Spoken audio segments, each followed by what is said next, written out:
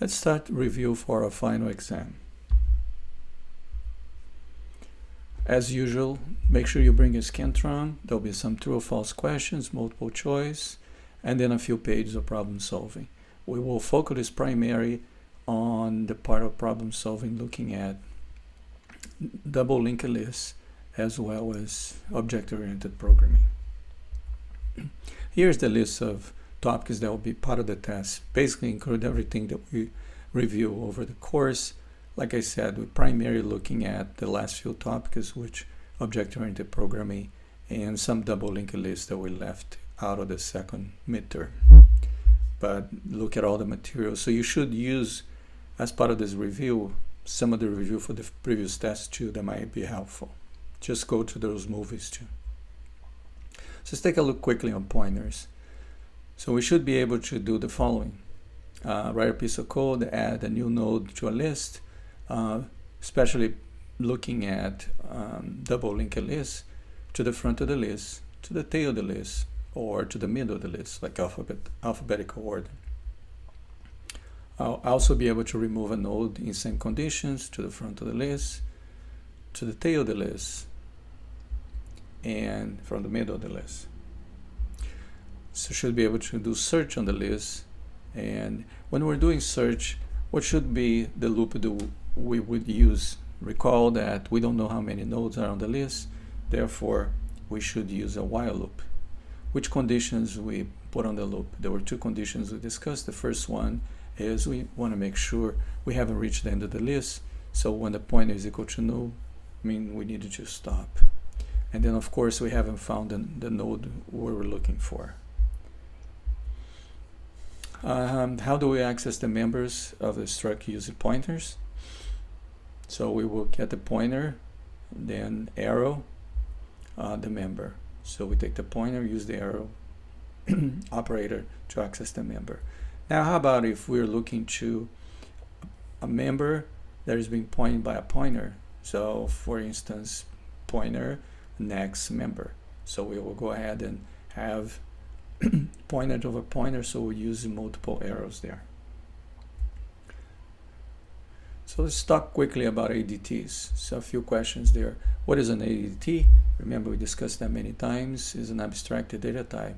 So we define the operations and the data that's going to be utilized, but not how it's implemented. What is a stack? Stack is a special type of data type, ADT, abstract data type, that we add to the front and remove to the front. What is the queue? That was the other ADT we learned.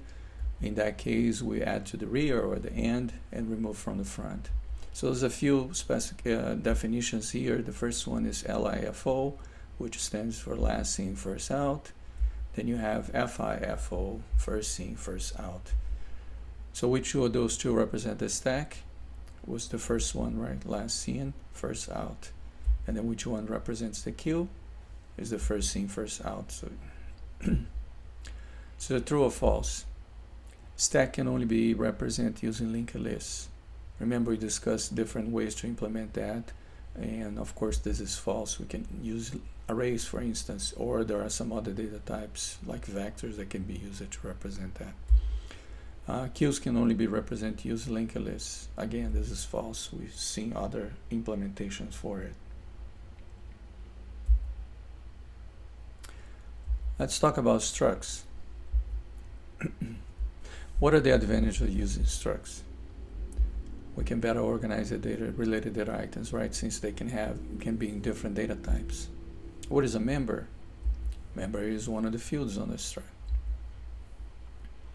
Our aggregate operations allow on a struct just one, which is assignment, right? We can assign one struct to another. All the other operations you needed to identify the specific member. Can you pass struct by value or reference? Yes, you can do by either. Can the struct be a return data type for a function? Yes, sure. How can we access a member of a struct? Which operator do we use? If it's a static variable, we use a dot operator. How about if we're using a vector, or a pointer? We will use the arrow operator, right?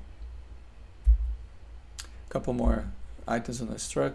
That's an example here. We're going to define a structure called DVD rack that contains a title, a genre, a running time. So how we define that? Struct DVD rack. Then with the curly brackets, we define each member. And then finish with curly bracket and semicolon. So we use a string for the title, string for the genre, and integer for the time.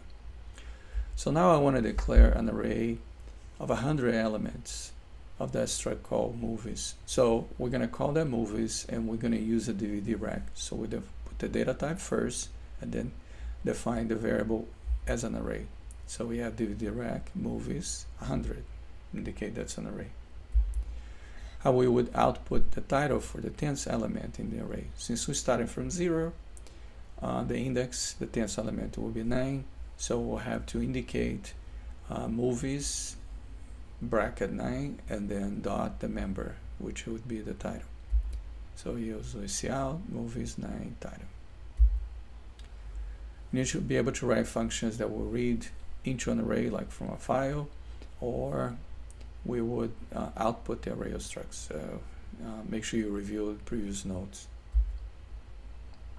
A couple of the things that we need to know. First one is how format input and output. If you review the first midterm, we'll have some material there.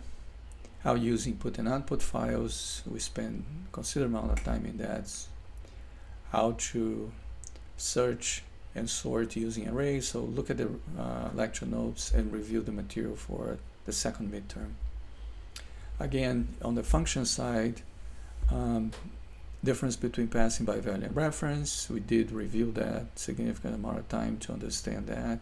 What type of functions you should use if you have one return value, multiple return value, no return values. So the first one, we just have a return value function. If we have multiple return values, we make that void, don't return anything, pass by reference, the values that need to be returned, and our return value is just a void function. Know how to pass arrays, linked list, structs, so make sure you review that. How to send array to a function. In the case of the linked list, we'll send pointers. In the case of the struct, we'll send a struct or a pointer to the struct. And how to write functions that can be reused, so we usually make those very general, accomplish a single task. Couple other things here. There are review. Know how to use arrays, how to search an array, sort an array. Like I said, second midterm gives you good material there. How to set up multidimensional arrays, how to pass multidimensional arrays, which index represents the row, which will be the first one, the column is the second index in a multidimensional array. No Boolean expressions.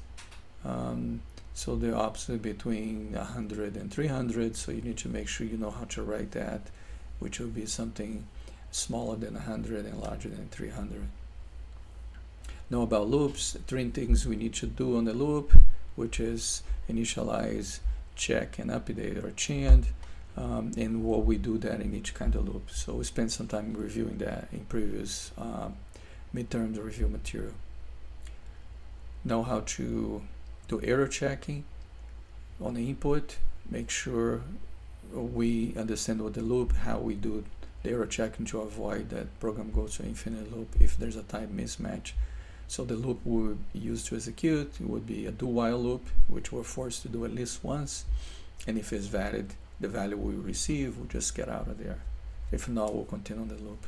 And with the include files we needed for verifying and be able to access the entire input buffer when we're cleaning it. So we add the iOS and the limits. Make sure you review the material.